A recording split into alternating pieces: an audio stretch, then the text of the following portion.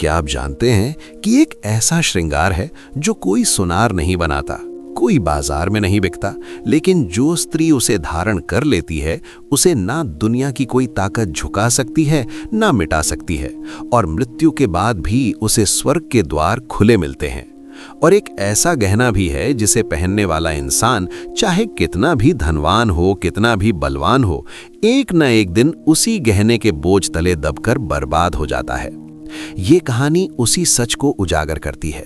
ये कहानी है माता लक्ष्मी और भगवान विष्णु के उस अनमोल संवाद की जो क्षीर सागर की लहरों के बीच हुआ था, और जिसके भीतर छुपे हैं 3 ऐसे प्रश्नों के उत्तर जो हर स्त्री के जीवन को बदल सकते हैं, अगर वो इन्हें सच्चे मन से सुने और समझे। तो आज की ये कथा ध्यान से सुनिए, क्योंकि ये केवल एक कहानी नहीं है, ये जीवन का वो दर्पण है जिसमें हर इंसान को अपना असली चेहरा दिखता है। बात उस समय की है जब सृष्टि के पालनहार भगवान विष्णु क्षीर सागर में शेषनाग की शैया पर विश्राम कर रहे थे और माता लक्ष्मी उनके चरण दबा रही थीं। समुद्र की लहरें धीरे धीरे किनारे को छू रही थीं। वातावरण में एक अद्भुत शांति थी और माता लक्ष्मी के मन में बहुत देर से 3 प्रश्न उठ रहे थे जो उन्हें अंदर से बेचैन किए हुए थे।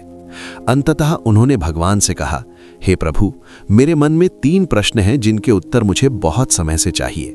पहला, वो कौन सी स्त्री होती है जिसके भाग्य में पुत्र सुख नहीं होता? दूसरा, वो कौन सी स्त्री होती है जो समय से पहले विधवा हो जाती है? और तीसरा, वो कौन सा श्रृंगार है जो स्त्री को मृत्यु के बाद स्वर्ग में स्थान दिलाता है? भगवान विष्णु मुस्कुराए और बोले, देवी, तुम्हारे ये तीनों प्रश्न केवल प्रश्न नहीं है, ये जीवन के 3 महासत्य हैं, और मैं इनका उत्तर तुम्हें एक ऐसी कहानी के माध्यम से दूंगा जो तुम कभी नहीं भूल सकती। लेकिन शर्त यह है कि इस कथा को बीच में मत तोड़ना, इसे पूरा सुनना, क्योंकि इसका हर हिस्सा एक दूसरे से जुड़ा हुआ है। माता लक्ष्मी ने हाथ जोड़े और कहा, प्रभु, आपका वचन है कि आप इस कथा को सुनाएंगे, तो मेरा वचन है कि मैं इसे पूरे मन और एकाग्र चित्त से सुनूंगी। और फिर भगवान विष्णु ने वो कथा आरंभ की। किसी राज्य के एक छोटे से नगर में एक समृद्ध सेठ रहता था, जिसके 2 बेटे थे और दोनों की शादी हो चुकी थी। सेठ भले आदमी था, परंतु उसकी पत्नी और बड़े बेटे का स्वभाव दुष्टता और कुटिलता से भरा हुआ था। और यही दोनों मिलकर घर की सबसे सीधी साधी, सबसे मेहनती और सबसे संस्कारी सदस्य को रोज तोड़ने की कोशिश करते थे। वो थी सेठ के छोटे बेटे की पत्नी सुकन्या। सुकन्या का नाम जितना सुंदर था, उसका स्वभाव उससे भी कहीं अधिक सुंदर था। वो सुबह सबसे पहले उठती थी, घर की सफाई करती थी, सबके लिए भोजन बनाती थी, पूजा पाठ करती थी, अपने पति की सेवा करती थी, और ये सब वो बिना किसी शिकायत के, बिना किसी अपेक्षा के करती थी। लेकिन उसकी सासू माँ की आंखों में वो कभी अच्छी नहीं थी, क्योंकि बड़ी बहू को एक बेटा था और सुकन्या को एक बेटी, और इसी एक बात को लेकर सासू माँ हर रोज उसे ताने मारती, उसका अपमान करती, उसके काम में कमियां निकालती। सुकन्या चुपचाप ये सब सहती थी, क्योंकि वो जानती थी कि जो इंसान सही रास्ते पर चलता है, ईश्वर उसे कभी अकेला नहीं छोड़ता। एक दिन की बात है, सुकन्या सुबह घर में झाड़ू लगा रही थी तो सासू माँ तीखे स्वर में बोली, इतनी धीमी क्यों चल रही है? मैं मंदिर जा रही हूँ, जब तक लौटूं तब तक भोजन तैयार होना चाहिए, और सुन, अन्न का एक दाना भी बर्बाद नहीं होना चाहिए। सुकन्या ने सिर झुकाकर हाँ कह दी और अपने काम में लग गई। भोजन बन रहा था, घर में खुशबू फैली हुई थी, और सुकन्या मन ही मन सोच रही थी कि आखिर कब वो दिन आएगा जब इस घर में उसे एक पल की शांति मिलेगी। तभी दरवाजा खटखटाने की आवाज आई। सुकन्या ने सोचा शायद सासू माँ जल्दी लौट आईं, लेकिन जब उसने दरवाजा खोला तो सामने एक वृद्ध सन्यासी खड़े थे, शांत मुखमंडल, आंखों में तेज और होठों पर आशीर्वाद। सन्यासी ने हाथ उठाकर कहा, पुत्री, तेरा सुहाग अमर रहे। बाबा को बड़ी भूख लगी है, थोड़ा भोजन मिल जाए। सुकन्या के मन में एक पल के लिए डर आया। सासू माँ ने कहा था कि अन्न बर्बाद न हो, लेकिन अगले ही पल उसके भीतर से एक आवाज आई, जो साधु द्वार पर आए वो ईश्वर का ही रूप होता है, उसे खाली हाथ लौटाना पाप है। और सुकन्या ने निर्णय लिया। उसने सन्यासी को अंदर बिठाया और अपने हिस्से का भोजन उनके सामने परोस दिया। साधु भोजन कर ही रहे थे कि सासू माँ आ गईं और घर में साधु को बैठा देखकर उनका पारा 7वें आसमान पर चढ़ गया। बिना कुछ सोचे समझे वो साधु पर बरस पड़ी। यहाँ कोई भंडारा नहीं चल रहा, राह चलते भिखारियों को घर में बिठाकर खिला रही हो। और इतना ही नहीं, उन्होंने साधु महाराज को धक्के मारकर घर से निकाल दिया, उनका थाल उठाकर फेंक दिया और फिर सुकन्या पर टूट पड़ी। मैंने कहा था ना कि अन्न बर्बाद ना हो, पर तूने क्या किया, उस भिखारी को खिला दिया। सुकन्या ने डरते हुए कहा, सासू मां, मैंने अपने हिस्से का भोजन दिया था। शास्त्र कहते हैं कि द्वार पर आए अतिथि को खाली हाथ नहीं लौटाते। लेकिन उस कुटिल स्त्री के कानों पर कोई असर नहीं पड़ा और अंततः उसने सुकन्या को भी घर से बाहर निकाल दिया। बेचारी सुकन्या रोती रही, द्वार पीटती रही, परंतु पत्थर दिल सासू मां का हृदय नहीं पसीजा। आंसू पोंछते हुए भूखी प्यासी सुकन्या ने अपने मायके की राह पकड़ी।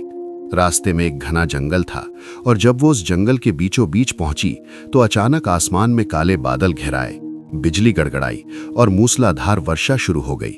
सुकन्या बारिश से बचने के लिए एक बड़े पेड़ के नीचे आई और उसकी जड़ में एक कोटर दिखा, एक गहरी खोह जो किसी शरण के लिए बिल्कुल सही थी। सुकन्या उस कोटर में घुस गई, ये सोचकर कि बारिश रुकते ही बाहर निकल आएगी। लेकिन जैसे ही वो अंदर गई, उसने देखा कि वहां पहले से एक तेजस्वी संत बैठे हैं। संत ने उसकी आंखों की लालिमा देखी, उसके मन का दर्द बढ़ा और बोले, बेटी, रोना बंद करो। मुझे पता है कि तुम्हारे साथ क्या हुआ है और क्यों हुआ है। तुम्हारे जीवन में जो कमी है वो ईश्वर की इच्छा से है, पर उसे बदला जा सकता है। मैं तुम्हें एक पर्ची देता हूं, इसमें लिखे उपाय को श्रद्धा और निष्ठा से करना और एक गुणवान पुत्र तुम्हारी गोद में आएगा। और इतना कहकर वो संत महात्मा जैसे आए थे वैसे ही वहां से अंतर्धान हो गए। उधर जब वर्षा थमी तो सुकन्या का पति उसे ढूंढता हुआ उसी कोटर के पास आ गया। सुकन्या ने उसे सारी बात बताई और दोनों ने मिलकर उसी जंगल में एक छोटी सी कुटिया बनाई, क्योंकि उस समय ससुराल का द्वार बंद था और मायके जाने से ज्यादा जरूरी था अपना एक छोटा सा घर। कुटिया में रहते हुए सुकन्या ने एक दिन संत की दी हुई पर्ची निकाली और उसे पढ़ा। उसमें लिखा था कि स्त्री को रात्रि में पुरुष की बाईं ओर सोना चाहिए, इससे उसकी नाक का दायां स्वर और पुरुष की नाक का दायां स्वर एक साथ चलने लगता है, और जब दोनों के स्वर इस प्रकार चले तब गर्भ धारण से पुत्र की प्राप्ति होती है। यही प्रकृति का नियम है। इसके अतिरिक्त पर्ची में यह भी लिखा था कि मासिक धर्म के बाद छठी रात्रि में मिलन से पुत्र, 8वीं रात्रि में ऐश्वर्यशाली पुत्र और 10वीं रात्रि में अतिश्रेष्ठ पुत्र की प्राप्ति होती है। सुकन्या ने संत के बताए मार्ग पर श्रद्धा के साथ चलने का निश्चय किया और उसने 10वीं रात्रि में अपने पति के साथ गृहस्थ धर्म का पालन किया। उसी रात्रि के कुछ सप्ताह बाद एक भयंकर तूफान आया। सुकन्या की कुटिया उड़ गई, मूसलाधार वर्षा शुरू हो गई और सुकन्या ने पेड़ पर अपने पति के लिए उस कोटर का पता लिख दिया ताकि वापस आने पर वो उसे ढूंढ सके, और स्वयं उसी परिचित कोटर में जाकर छिप गई। लेकिन इस बार उस कोटर में कुछ और भी था। उस पेड़ के आसपास 2 राक्षसियों का निवास था। थोड़ी देर में वो दोनों राक्षसियां बारिश से परेशान होकर पेड़ की ओर आईं। उसकी शाखाओं पर बैठीं और एक राक्षसी ने दूसरे से कहा, आज सोना टापू चलते हैं जहां सोने की रेत बिखरी पड़ी है। और जैसे ही राक्षसियां उस पेड़ की शाखा पर बैठीं, वो पेड़ जादुई तरीके से हवा में उड़ने लगा, क्योंकि उस पेड़ में अद्भुत शक्ति थी। वो जहां भी राक्षसियां जाना चाहती थीं, वहां उन्हें पहुंचा देता था। कोटर में बैठी सुकन्या अचानक उड़ती हुई हवा में खुद को पाकर घबरा गई, लेकिन भगवान पर भरोसा रखते हुए उसने खुद को संभाला और सोचा, जो भगवान की इच्छा। थोड़ी देर में वो पेड़ एक अद्भुत टापू पर उतरा, जहां दूर दूर तक चमचमाती रेत फैली थी। राक्षसियां शिकार की तलाश में चली गईं और सुकन्या कोटर से बाहर निकली। जैसे ही उसने उस रेत को हाथों में उठाया, वो चकित रह गई। ये साधारण रेत नहीं थी, ये शुद्ध सोने की रेत थी। सुकन्या ने जितना अपनी साड़ी के आंचल में समा सके उतना सोना बांध लिया और पुनः कोटर में छिप गई। थोड़ी देर में राक्षसियां भरे पेट लौटीं, शाखाओं पर बैठीं और पेड़ वापस उड़ चला और उसी स्थान पर उतरा जहां से गया था। जैसे ही राक्षसियां चली गईं, सुकन्या सोने की पोटली लेकर बाहर निकली और उसका पति भी उसी समय उसे ढूंढता हुआ वहां पहुंच गया। दोनों ने एक दूसरे को देखा और थकान, डर और बिछड़ने की पीड़ा के बाद जब दोनों मिले तो वो पल किसी भी सोने से कहीं ज्यादा कीमती था। सुकन्या और उसका पति सोना लेकर ससुराल पहुंचे। सुकन्या का मन साफ था। उसने वो सारा सोना अपनी सासू मां के सामने रख दिया और पूरी कहानी बता दी। लेकिन उस लालची स्त्री की आंखें सोना देखते ही चमक गईं और मुंह से निकला, बस इतना ही? मैं होती तो पूरा टापू उठा लाती। सुकन्या ने समझाया, माँ जी, ये सोना हमारी 3-4 पीढ़ियों के लिए पर्याप्त है, लालच नहीं करना चाहिए। लेकिन जिसके कानों में लालच का जहर उतर जाए उसे कोई नहीं समझा सकता। सासू माँ अगले ही दिन उस पेड़ के पास पहुंच गईं और उसी कोटर में जाकर बैठ गईं। जब राक्षसियां आईं और पेड़ पर बैठकर आपस में बात करने लगीं तो एक राक्षसी बोली, आज मत्स्य द्वीप चलते हैं, मछलियां खाने का मन है। और ये सुनते ही सासू माँ से रहा नहीं गया। उन्होंने कोटर से चिल्लाकर कहा, अरे सोना टापू क्यों नहीं? चलती, मत्स्य द्वीप मत जाओ। और बस राक्षसियों को पता चल गया कि कोटर में कोई छिपा बैठा है। उन्होंने कोटर में हाथ डाला, उस लालची स्त्री को बाहर खींचा और उसे पेड़ से नीचे पटक दिया। धरती पर गिरते ही उस स्त्री के प्राण निकल गए। उसके लालच ने उसे वो दिया जो उसने कभी सोचा भी नहीं था। जब ये समाचार घर पहुंचा तो सेठ आंखों में आंसू लिए सुकन्या के पास आए और बोले, बेटी, मैं तो उसे बहुत समझाता था पर उसने कभी नहीं सुना। आज उसके कर्मों ने उसे उसका फल दे दिया, तुम माफ करो। सुकन्या ने हाथ जोड़े और कहा, ससुर जी, मन में कोई मैल नहीं है। और फिर उस घर में धीरे धीरे शांति लौटने लगी। कुछ महीनों बाद सुकन्या की कोख हरी हुई और जब वो पुत्र पैदा हुआ तो उसकी किलकारियों ने उस घर को स्वर्ग बना दिया। वो पुत्र इतना गुणवान निकला कि बड़े होकर उसने न केवल अपने माँ बाप का नाम रोशन किया बल्कि पूरे नगर में उसकी यश कीर्ति फैल गई। उधर बड़ी बहू, जिसने सुकन्या को सालों ताने मारे थे, जब उसके दुर्व्यवहार का फल उसे मिला और गरीबी आई तो वो सुकन्या के सामने हाथ जोड़कर खड़ी हो गई।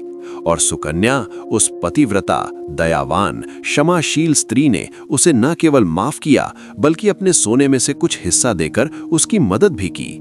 और जब इस धरती पर उन दोनों का समय पूरा हुआ तो सुकन्या स्वर्ग को गई और उसकी जेठानी को उसके कर्मों के अनुसार जो मिलना था वो मिला। भगवान विष्णु ने कथा समाप्त करके माता लक्ष्मी की ओर देखा और मुस्कुराते हुए बोले, देवी, तुम्हारे तीनों प्रश्नों के उत्तर इस कथा में छिपे हैं। तुम्हारा पहला प्रश्न था कि किस स्त्री के भाग्य में पुत्र नहीं होता, तो जो स्त्री ईश्वर के नियमों के विपरीत प्रकृति के संकेतों की अनदेखी करके अहंकार और आलस्य में जीती है, वो स्वयं ही उस सुख से वंचित रहती है जो संयम और श्रद्धा से मिल सकता था। तुम्हारा दूसरा प्रश्न था कि कौन सी स्त्री समय से पहले विधवा होती है, तो जो स्त्री अपने घर में कलह गोती है, पति को अपने स्वार्थ का साधन समझती है, घर में सुख की जगह विष घोलती है, वो स्वयं अपने सुहाग की नींव खोदती है, क्योंकि जो घर में अशांति है वो बाहर भी अशांति बुलाती है। और तुम्हारा तीसरा प्रश्न था कि कौन सा श्रृंगार स्त्री को स्वर्ग दिलाता है, तो वो है चरित्र का श्रृंगार, पतिव्रत का श्रृंगार, करुणा का श्रृंगार। जो स्त्री सुकन्या की तरह अपमान सहकर भी अपना धर्म नहीं छोड़ती, क्षमा करना जानती है, अतिथि देव को भूखा नहीं लौटाती और संयम से जीवन जीती है, वही स्त्री इस लोक में भी सम्मान पाती है और परलोक में भी।